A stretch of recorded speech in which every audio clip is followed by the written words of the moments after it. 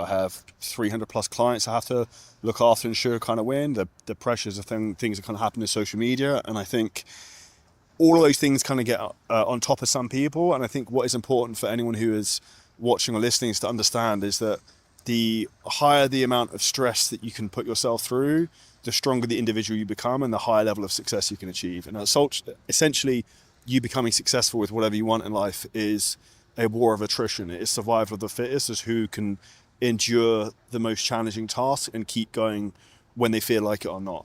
And ultimately, that's, I think, where most people kind of get stuck. And I think if I look at, say, for example, me having a daughter 14 weeks ago, that has thrown me through a works in some respects because I'm used to having a very structured and set routine, and that has disrupted that in some regard, which is kind of normal. And I'd also have a huge respect for anyone who's a parent, and in particular anyone who is a single parent, because it is incredibly difficult. Even if you're in the privileged position I am, where you have people who can help you with childcare and things like that. Now, with some of the things that have happened in terms of being a parent and maybe having some very disrupted sleep, I think what that's made me realize is the importance of sleep, and two, it's actually focused me to improve my decision-making ability on what I decide to do and what I decide not to do. Because sometimes you only have so much finite energy and time, and the reality is that everyone has the same amount of time. Some people are much more successful than others. Why? Because the way you decide to allocate that resource, and time is a resource. And for your business and your life, you have to see yourself as CEO, and it is a game of allocation of resources in terms of the money you have and the time you have at your disposal. So that, I'd say, is one of the huge things. The second thing I say is that if you are operating from massive fatigue and being very tired, I remember a couple of days in a week, maybe I had 4 days where I slept like 4 hours. I felt horrendous. And I was like, my whole thought process says, like, I am not making any major decisions. I literally would just deal with whatever is in my calendar and take one thing at a time. So with your business and your life, you kind of need to have that one thing at a time mentality. Now, I'm not going to sound like Stephen Bartlett, but I know a lot of people coming onto our podcast and who are not subscribing but still enjoying the content. If I have one small ask for you, it's please hit the subscribe button. It'll help us a lot. If you are someone who particularly can get overwhelmed, I don't really get overwhelmed, or I used to suffer a lot of anxiety, but if you are someone who finds that, just deal with what's in front of you. And I think one of the reasons why people stay very small in their business and they're stuck at making 0 or 5K a month or 10K a month or whatever is you have this big goal and aspiration where you want to go, but because you can't see the clear path there, you don't take the first step.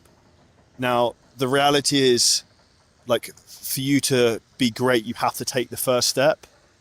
And that is the most important thing, is actually taking action. Whereas most people, they overthink too much, and their pretend perfectionism actually is a form of procrastination and then stops them doing the thing. So if you can have the ability to just, the way I think about it is, like, visually for anyone listening to this, is if you have a goal of something you want to achieve in your business or in your life, if you think, okay, of stepping stones appearing, you just have to step onto the next stepping stone and then have the belief and faith that the next stepping stone will appear. And I'm a big believer in karma, that if you are kind and you help people, then the world is a virtuous place where people will actually help you back, where you'll kind of get lucky. And I've noticed patterns with that. If I'm having a bad day or whatever, or something's irritating me, if I go above and beyond to try and help someone, then A, that makes me feel way better, puts me in a better mood, but B, something tends to spin, it tends to flip in my favor. So those are kind of the foremost things I kind of think about from that. With the aspect in terms of having a child as well, I wouldn't use the frame emotionally dead inside to some degree, but I probably was more so beforehand. I think it's forced me to think about emotional regulation more, and also it's improved me as a business operator, because I've thought about how can I design this business to run more autonomously without me, rather than just being the busy fool. And ultimately, that's how you scale a business, is with leverage and you having the ability for the business to run without you. Second thing I'm going to talk about is from a leadership perspective, when you have a team of like 30 plus people. At one point, actually, the business, we had maybe 55, touched on 60 people at one point, with different DM setters, loads of editors, all types of stuff. We've cut massive amounts down. A lot of that is thanks to AI. And one of the big problems I see with a lot of people in their business, in particular if they're newer to business, is they wear their mood on their face and on their expression. You can see how well their business is doing by every minute of the day, by depending on how they communicate and what they say. in particular, if you're in a sales environment, the most important thing you have to do is be positive. And it's something I believe about entrepreneurship is you have to have some form of fucking being delusional. You have to be incredibly optimistic and always focusing on the glass being half full and half empty. And you probably listen to this and you're thinking, I know negative Nelly or this fucking Karen who keeps moaning in my team, or this boss I have, or a manager I have, or this person I know. You need to understand and be able to, even if things aren't going the way you want, you have to be the person who gives inspiration to them. If you give you an example, imagine Napoleon. He's leading his army into battle. He's not going to want to go into it with the mentality we're all going to fucking die. Why? Because his team will have given up the fight before it even begins, even if he thinks we're really going to struggle with this. So this is where you have to have that belief, you have to have that conviction, you have to have that certainty. The same as it when it comes to sales. If you want to improve your closing rate, it's your conviction times your sales skill. Is very much the same in terms of your leadership. Your conviction in terms of what is going to happen, why it's going to happen, and the way you passionately kind of push that mission is one of the big things. Now, a lot of people try and become overly charismatic with that, but what actually is more important is you have clarity. So people who work for you, people who are part of your team or organization, have clarity in terms of where you're going, why you're going, and what the kind of goal is. And like ultimately, if your team needs you to feel motivated all the time, you've actually built followers, not leaders. What you want to do is teach people to take their brain, put it in, and actually use it.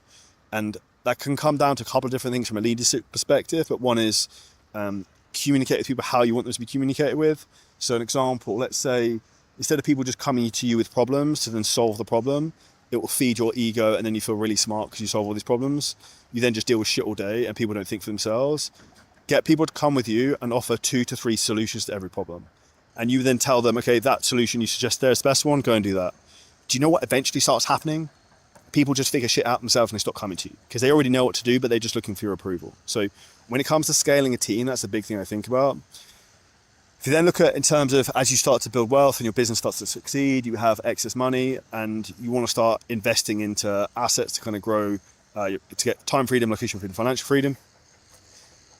This is where a lot of people can waste a lot of time. So you go down a rabbit hole trying to learn day trading, trading crypto, messing around property investments.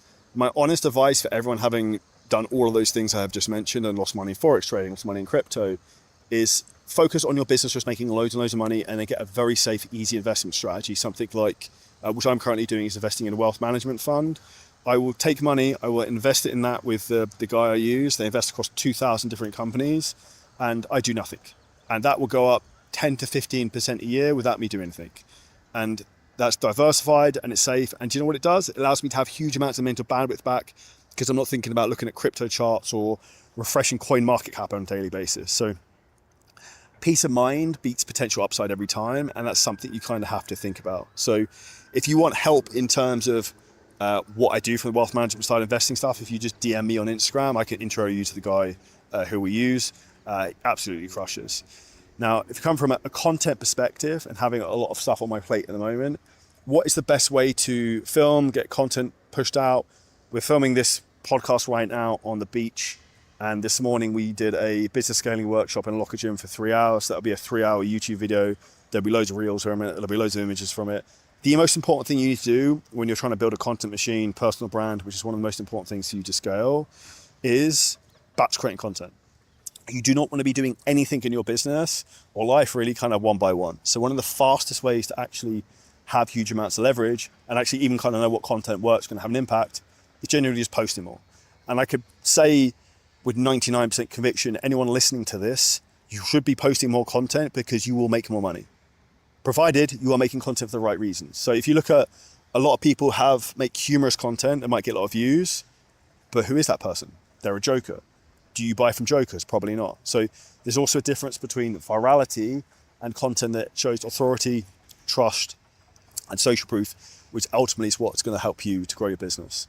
Now, if you think as the business operator listening and watching to this, and you want to be the skilled sailor in this scenario, you have to understand, like I said earlier, allocation of resources, your time and money. You should not be editing your own content. Now, if you enjoyed this clip and you're a coach, creator, or a business owner and you want help in terms of how to scale your business using ads, AI, content, marketing, a lot of things we talk about on the show, then hit the link at the top line of our description in the YouTube video. You can book on a call with us and walk through the whole process, audit your business, and show you where there's huge, huge opportunities for you to scale.